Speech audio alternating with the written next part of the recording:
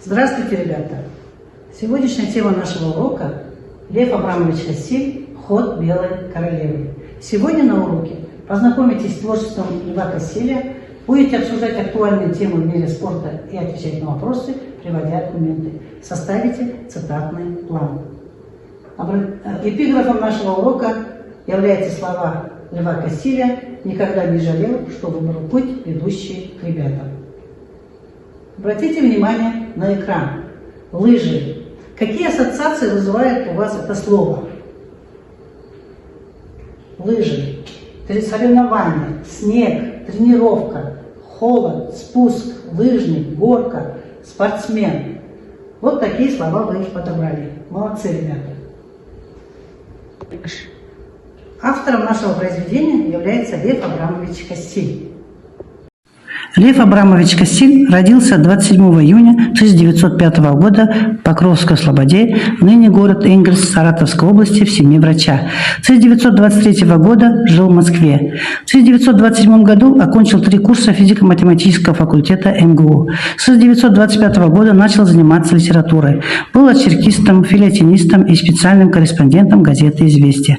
В 1937 году, а затем в 1941-1942 годах работал ответственным редактором журнала «Мурзилка». В 1937 году написал свой первый роман о спорте «Врата республики», отразивший любовь писателя к футболу. О спорте были написаны и другие произведения: «Ход белой королевы» о лыжном спорте, написано в 1956 году, «Чаша гладиатора» о жизни циркового борца, написано в 1960 году.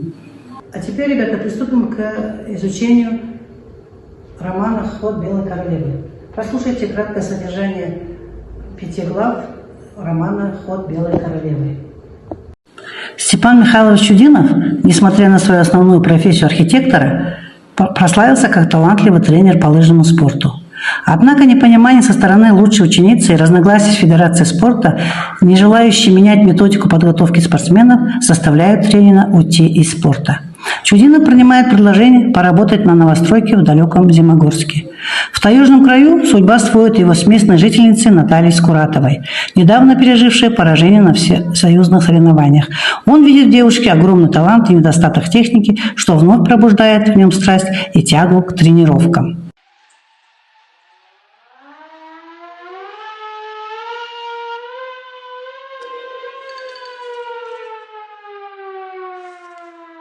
Всем добровольцам, желающим принять участие в поисках мальчика, собраться у гостиницы. Поисковым партиям выйти в район рудников и аэропорта, где, по-видимому, находится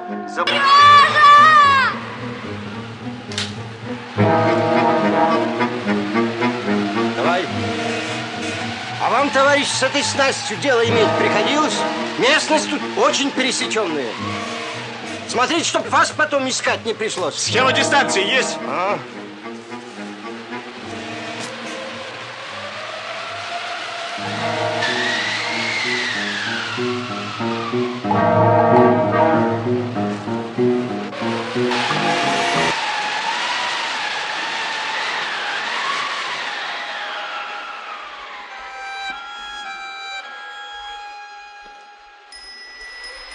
Сереженька, Сергунчик, замерз мой маленький.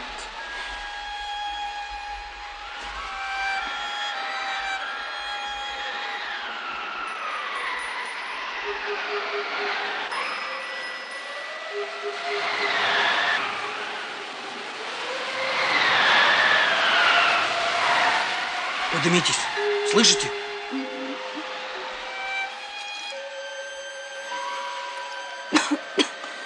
Кто это? Потом. Обопритесь на меня.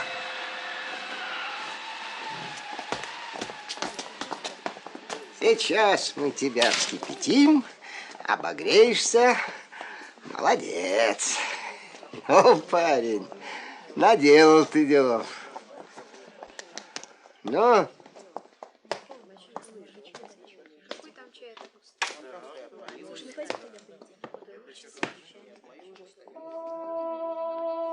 Все-таки постарайтесь вспомнить, кто первый вас обнаружил. Да дай ты ей очухаться. Некогда, дядя Костя. Газета не ждет.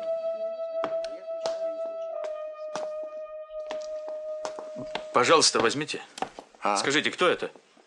Скуратова. Из Златоуста? А куда вы ее заслали? Наша она. Сроду была Зимогорская.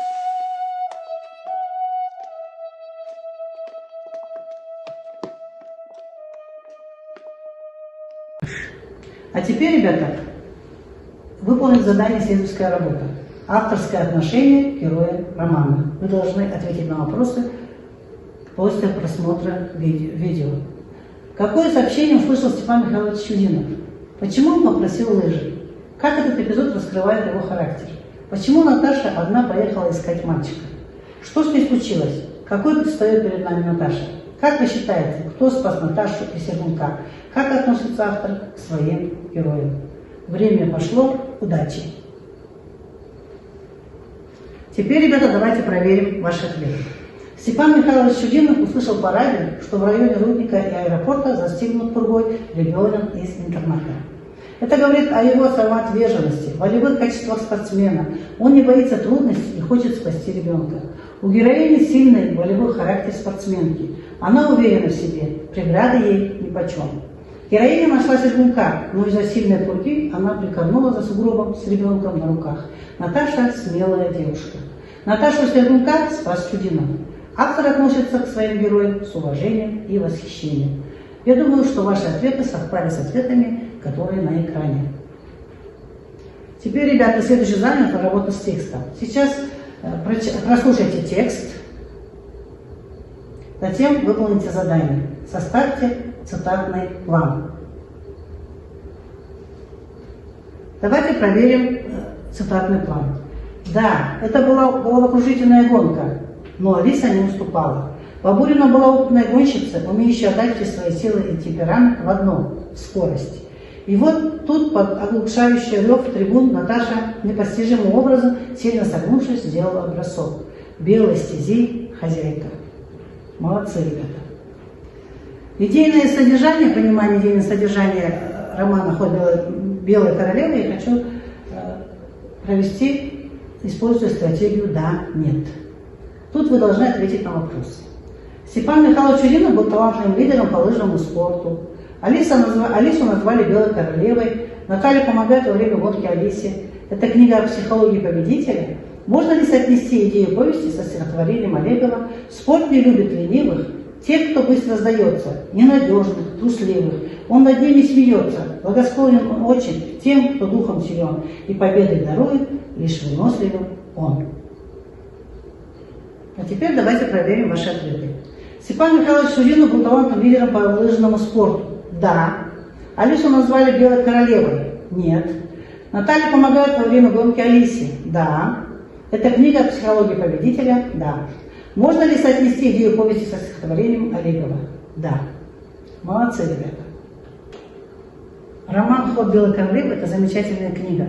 В ней столько силы и энергии, и желания изменить себя и вокруг, что невольно заряжаешься этой энергией при чтении книги. Стратегия телеграммы. Составьте короткую фразу «Совет для прочтения книги». Прочти повесть «Ход белой королевы».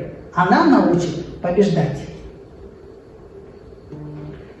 Сегодня, ребята, мы с вами познакомились с творчеством Льва Косселя, отвечали на вопросы, выявляя свои актуальные позиции, также составили цитатный план.